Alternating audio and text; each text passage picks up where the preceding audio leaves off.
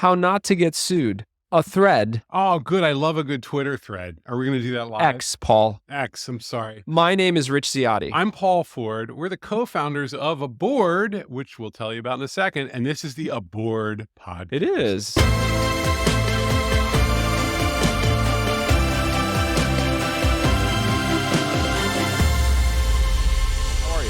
I'm doing fine. We had some technical glitches with the last one, and we have now... It sucked. We've spent hours unpacking that, and now we have a pretty good setup. To clarify, this is the podcast formerly known as Ziotti and Ford Advisors. Correct. And we are also on YouTube. If you want to keep listening, just audio and not see our faces, sorry, sad for you.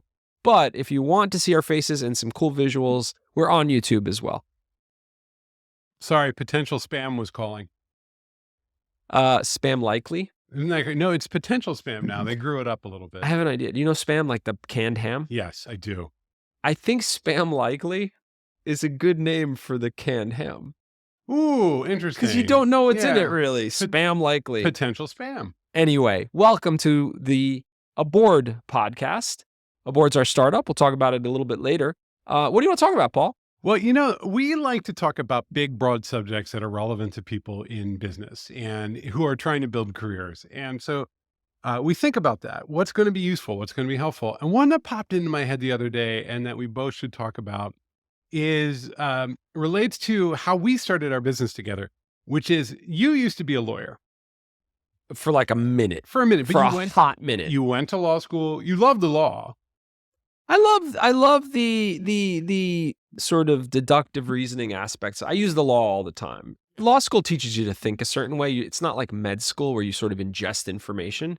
Every exam in law school is an open book exam. Right. It's a process. It's a process. It's a way of thinking.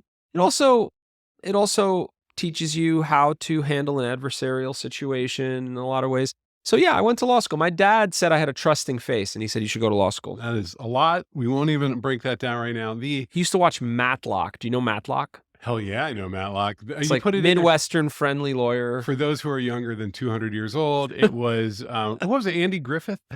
Andy Griffith. Yeah, and it was sort of like an old-timey actor, and he was a good lead lawyer. He's kind of in there with Murder, She Wrote. Like, I'm bet that Matlock was on Murder, She Wrote. Angela Lansbury was on Matlock. Yeah, exactly. You don't get that good crossover like you used to get with you all. Well, they would show up. Yeah, they would just like pop up. Somebody yeah. from Night Court would show up in like Seinfeld or whatever. Not Seinfeld. Seinfeld was too cool. There was another one, Different Strokes. Yeah. And the girls' school. What was it called? Facts of Life. Facts of Life. And Facts of Life. There was the whole like Norman Lear empire where like all the Jeffersons and All in the Family. Yeah. So what you have to understand is people who grew up when Rich and I grew up saw the world as a holistic, connected. Yeah, where we churned our own butter. Everything. Yeah, exactly. Everything was part of it. Anyway. Okay, sorry. Yes, I have a law degree. So I took the bar exam. Passed the bar exam. Okay? It's hard. But had to formally retire. You have to retire. So retired. Yeah, you have to take continuing that education. Explains your work ethic. Yes, fair. That's for those. Okay, for those who don't know, Rich's work ethic is a little more profound than mine. So he took that well. Fair. Okay. So here's the thing. We start this company. Yeah. You are good at difficult conversations. You welcome them. You lean into them. You don't love them. No. I hate them. I'm terrified of them. And I'm really scared as a first-time business operator of getting sued. And let me explain why. We didn't do anything. I'm not doing anything bad, but I'm in a world now of contracts. I'm in a world of taxes. I'm in a world of obligations that I don't fully understand.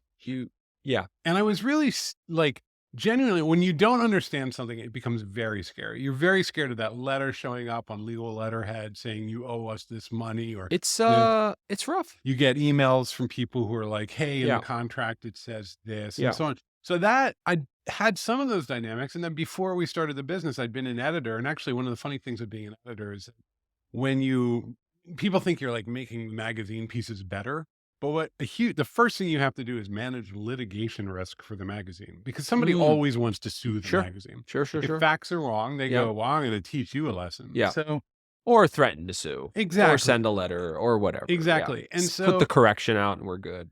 I mean, depends. And so I thought we could talk about how to avoid getting sued. Yeah. So let me disclaim first. This isn't formal legal advice. That's right. We're not lawyers. Let's get let's break this into two key pieces of advice. Okay. The first is well, let's get the bad news out of the way. Okay. Anybody can sue anyone. Like anybody can sue anyone. I mean, that is you just got to get some paperwork. You actually don't even need a lawyer. You could sue someone without a lawyer. Yep. Anybody can sue anyone. Well, anybody can, not only that, just to back up a second, anybody can hint that they may sue someone or threaten that they may sue someone. I could put my letterhead, I can make it look all swirly, like Jacoby and Myers. Yes, small caps. And I could send you a letter right now saying, Rick, yes, you haven't met your obligations in our partnership. I mean, the threatening legal letter is sort of the first sort of salvo in a confrontation that could lead to a lawsuit. One of the fundamental lessons about that too, which I had to internalize, is that the threatening legal letter, if you're not someone in this world, feels like the worst day of your life. It's scary. And for the lawyer, it's Thursday afternoon and they build an hour and a half.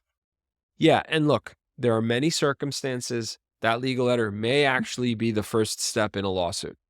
Or it may be a bully tactic to get you to do something, like stop doing something or pay a bill or whatever it may be. You have to take it seriously. You should read the letter. You should read the letter. You shouldn't hide from it. Yes, you shouldn't hide from it. But it in no way means that your life is over, that you are out of control in this situation. That's you have a lot of control. That's right. So let's talk about most people who get the letter aren't shocked by the letter.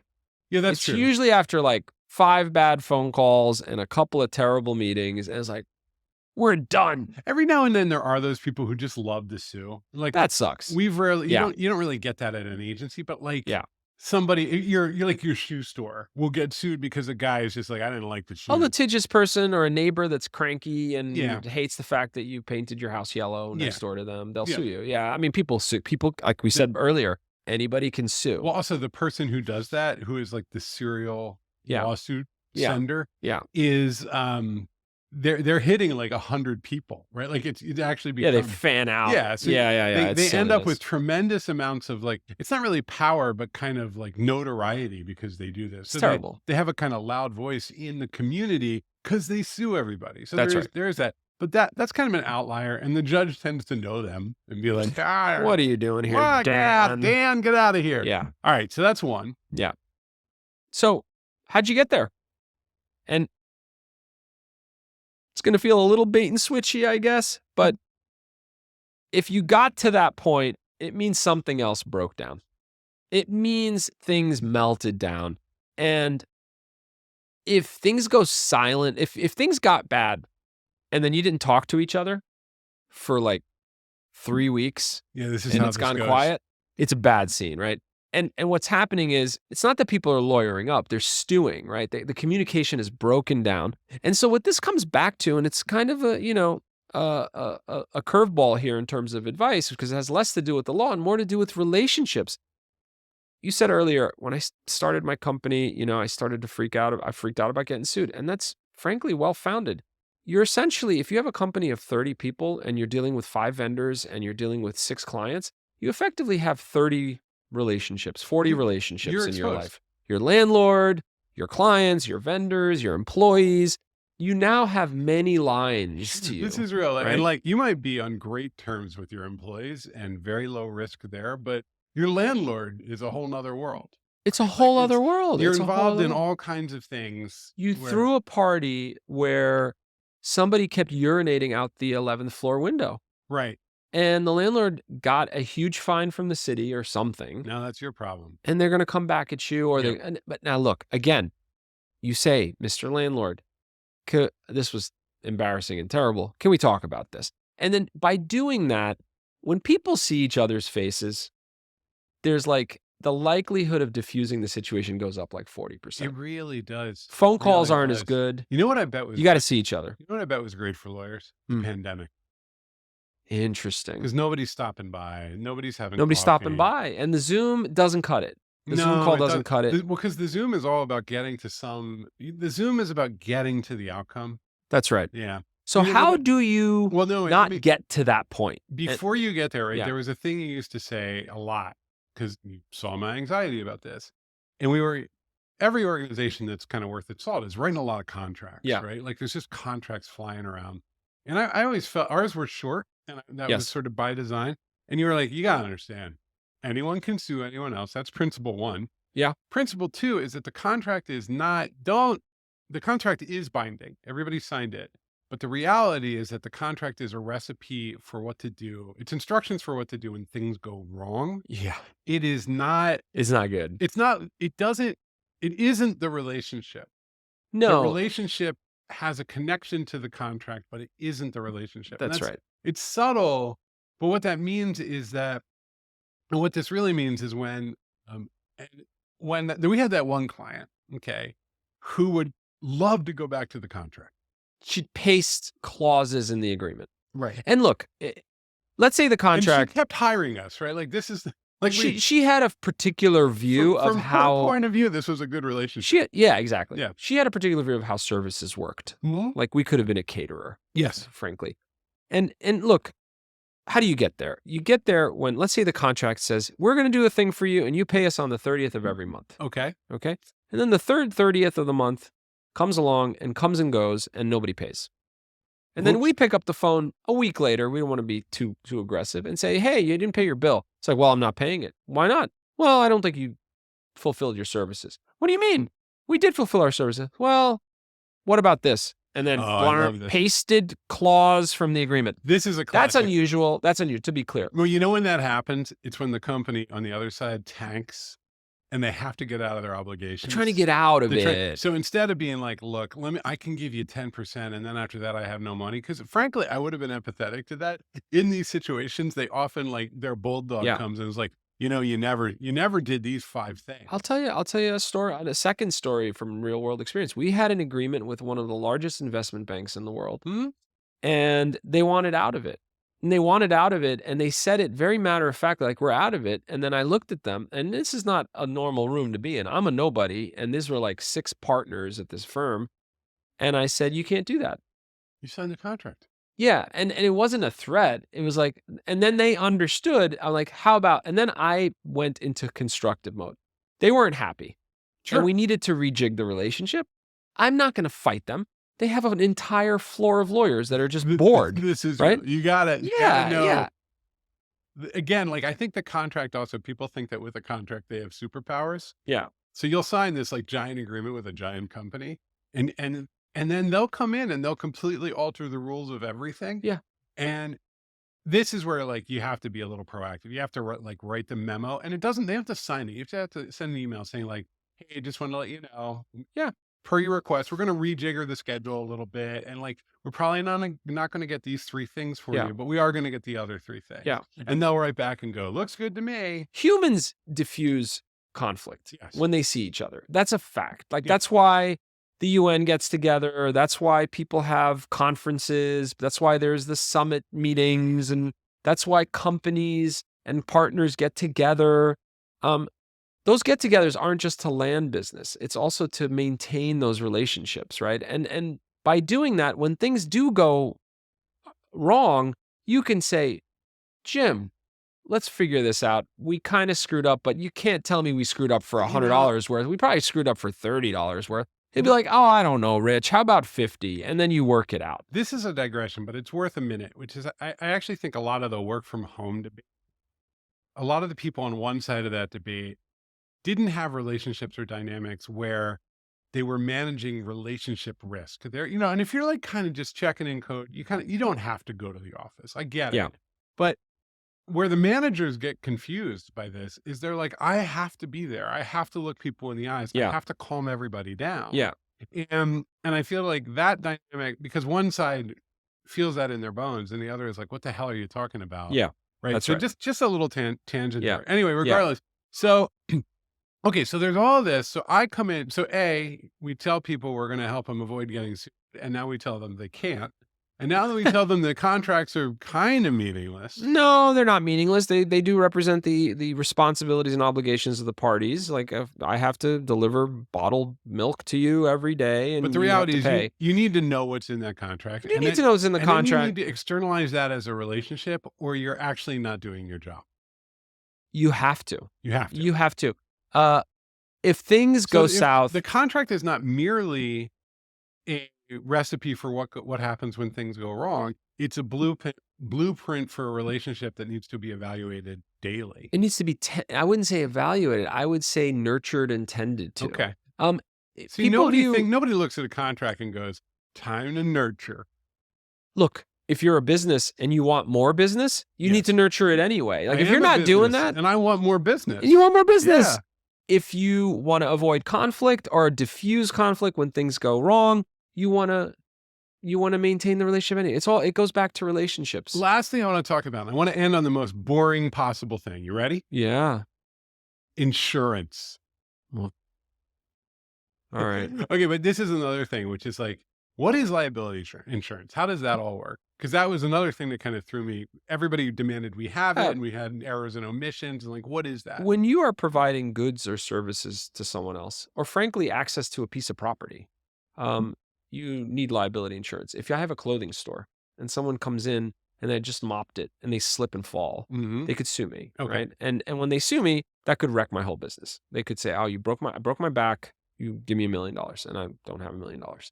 So you get what's called liability insurance. That's called premises liability, which is essentially whatever happens on your premises is covered by, you pay some insurance money, and if somebody brings a lawsuit against you, the insurance company steps in, puts lawyers on it, and actually pays out. Okay. So they handle it for you. Okay. If you're a consulting firm, there's something called errors and omissions insurance. So if they say, "Hey, you delivered the software to me, but the data's leaky and everything's in the wrong language or something, and you ruin my customer reputation, my reputation with my customers," I can pull up that policy and say, "Hey, this and this and this," and they're going to cover it. Now, is it necessary? Yeah, it is necessary, because you can have severe events that could do in a storefront business, or could do in the most damaging, brutal liability is design defect liability. If you designed a car and the brakes, the way they worked, would occasionally jam and not work, and that's a design defect, not a manufacturing defect, meaning like one of the cars the brakes were installed poorly, so you got one issue. Instead, you have a design defect, which means everybody's under threat, So and it leads to class action laws. Yeah. It's a huge deal. Anyway, insurance is part of protecting yourself from lawsuits. Here's, I think, another thing. I think this is probably the more useful sort of piece of advice to share. Anybody can weaponize the law. Okay. If somebody has it out for you, they can use the law to create a lot of headaches for you. And that could be an employer who wants to get someone fired. They could rummage through their emails. That could be an employee who wants to get their employer in trouble, and they could say they said something to me. So it's a sort of let me bolt on one more piece of advice, which is be careful what you do and what you say, and do less of it and say less of it. This is a big lesson for me, which is, and the way I summarize it is, irony doesn't scale. Like, you love to say ironic things if you're like, you think of yourself as a funny, hilarious person. Yeah. Like, absolutely. And I love to be droll. I love to be like, "Oh, well, it looks like this is a disaster." Or, "Well, there goes your career." Yeah. And I remember there's a book called Agency, about running an agency. One of the pieces I need to read that book. One day. There is a piece of advice in it, which is, don't joke about saying like, "You're fired." Because one day you're going to have to fire the person. Oh, like you're not actually firing them. You're making a joke about it. No, it's like they brought in like the wrong kind of crumb cake, and it's like, "You're fired." Yeah. Don't do that. No, because then like 2 weeks later, you're doing a shutdown of their division. I mean, it's annoying and dry to say, but you have a legal relationship with everybody you're dealing with. This is the big thing, right? You're going to work. You aren't buddies. You're not buddies. Yeah. Well, it's tricky, right? You and I actually have a relationship that is bound by a contract. Well, we have an operating agreement for our businesses. Yes. And we're very, very good friends. We never go to the agreement. That would be that would be a disaster. That's a bad thing, right? It means it's broken down between us, right? If we haven't gone out to drinks to talk about it. Exactly. Look, we've had our disagreements about where to take the business at some different points. Yeah. We just have to talk it through. Yes, that's right. It's kind of like the same advice you get for marriages and friendships. Well, except the marriage is a legal construct, but that's not the foundation. The legal construct comes after the marriage. Yeah. The relationship comes after the contract. Yes, that's right. So I think like that's the big difference. So wait, let me break this down really quick. So if you are just like a freelancer, read some FAQs, get out there, learn a little bit. Maybe you need a little insurance. Most likely your clients would ask you for it. Sometimes they do. That kind of thing. Yeah. If you're starting a business, go see a lawyer.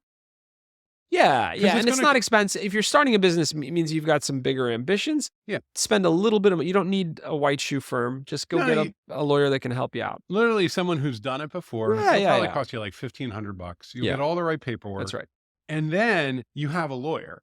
So that actually feels good because if somebody calls or somebody says like, what you did was wrong, you can call someone and be like, hey, what's going on? And then they'll be on your side. It is a big relief when you forward a letter along to a lawyer and he just sort of shrugs and say, don't worry about it. It's a very big, it's the same as like hearing from a doctor that the tests came back fine. 90% of the time, if something happens, a lawyer will just be like, we'll handle it. Exactly. Like, I'm going to write him a letter. Yeah. And when they see there's a lawyer on the other side, or lawyers love to fight. They love to fight with other lawyers. It's their job. But they also know each other a lot of the time. I mean, we're talking New York City's a big place. Mike, what are you doing here? Yeah, exactly. It actually comes down to that. Exactly. So, and then as the organization gets larger, now it's actually like real and you need everything buttoned up. Yes. You need really good advice. Yes. So but that first 10 employees, one lawyer that is plenty. Yeah. And get some insurance. We have insurance at this firm, don't we? No. Oh my God. We don't. Not yet. I guess Which firm are you talking about? Aboard. Oh, what a segue. Aboard.com, collect, organize, and collaborate. It's a free software as a service tool. It's on the web. But the mobile app's coming very soon. Check it out. Join for free. It's very cool. It's a great way to organize stuff. I'm going to say something utterly real. I've been using it a lot lately. Yeah. And there have been many points in the development of the software. I'm like, I know why we don't have a lot of users. Yeah. Yeah. I now don't know why we don't have a lot of users. Well, we haven't marketed the tool. Well, there is that. No, I understand. Nobody knows it exists. But when I sit down and use it, I'm like, millions of people should be using it. It's very useful. It's pretty good. Yeah. It's actually pretty good. Check it out at aboard.com. And thank you for listening. If you're on YouTube, thank you for watching. Subscribe, like, and turn on that notification button. That's right. I got a haircut for this. You're looking good, Paul. Yeah, you too. All right. Have a lovely week. Bye.